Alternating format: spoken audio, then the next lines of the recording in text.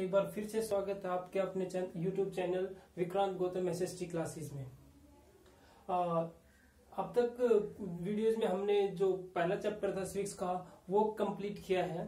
इस वीडियो में हम क्लास 8th का सेकंड जो चैप्टर है अंडरस्टैंडिंग सेकुलरिज्म, ठीक है, मतलब धर्मनिरपेक्षता की समझ, धर्मनिरपेक्षता की समझ इस चैप्टर में हम पढ़ेंगे। और इस वीडियो में हम केवल इसका जो इंट्रोडक्शन पार्ट है, इस चैप्टर का जो इंट्रोडक्शन पार्ट है वो इसमें हम क्या करेंगे, पढ़ने जा रहे हैं।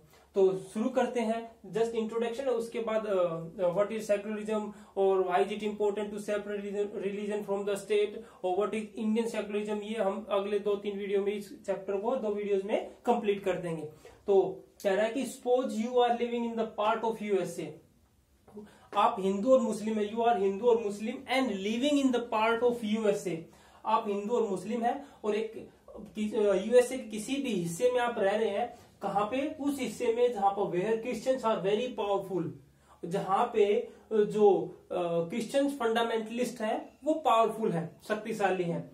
और आप हिंदू और मुस्लिम होने के नाते बीइंग हिंदू और मुस्लिम, जो क्रिश्चियंस है वो आपको रेंट पे जो रूम है या हाउस है वो देने के लिए मना कर देते हैं कि आप हिंदू हैं, मुस्लिम से वहां आपको किराए पर मकान नहीं दे सकते हैं। तो how would this make you feel, तो आपको कैसा लगेगा, आपको कैसा लगेगा? How would this make you feel, would that not make you angry, क्या आपको गुस्सा नहीं आएगा कि एक रिलीजन के आधार पे आपको वो क्या नहीं दे रहे हैं, रूम नहीं दे रहे हैं।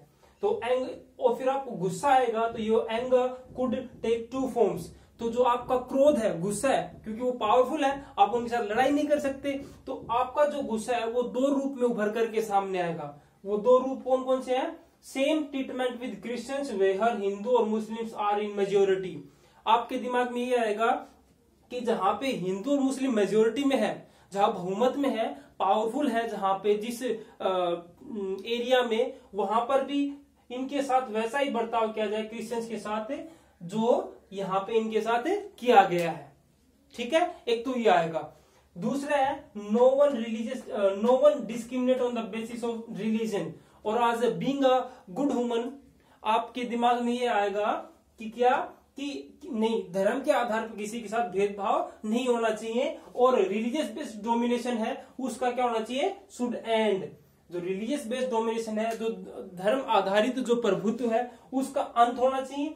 And there should equal treatment with all religions, और सभी के साथ, सभी धर्मों के साथ कैसा बर्ताव होना चाहिए, इक्वल, समान व्यवहार हर धर्म के साथ होना चाहिए। तो आपका जो एंगर है वो 2 रूप में आएगा सामने। एक तो आप सेम ट्रीटमेंट उन्हीं के साथ ऐसा करें क्रिश्चियंस के साथ जो आपके साथ किया था, और दूसरा there should equal treatment with the all religion, या आप एक गुड ह्यूमन बीइंग है और एक आप सेकुलरिज्म को फॉलो करते तो आपके आएगा कि सभी धर्मों के साथ इक्वल ट्रीटमेंट होना चाहिए, किसी के साथ भेदभाव नहीं होना चाहिए। और फिर कह रहा है कि इतिहास जो है, हिस्ट्री जो है ना, प्रोवाइड वेरियस एग्जांपल्स ऑफ किसके, डिस्क्रिमिनेशन के, एक्सक्लूजन के और प्रोसिक्यूशन के।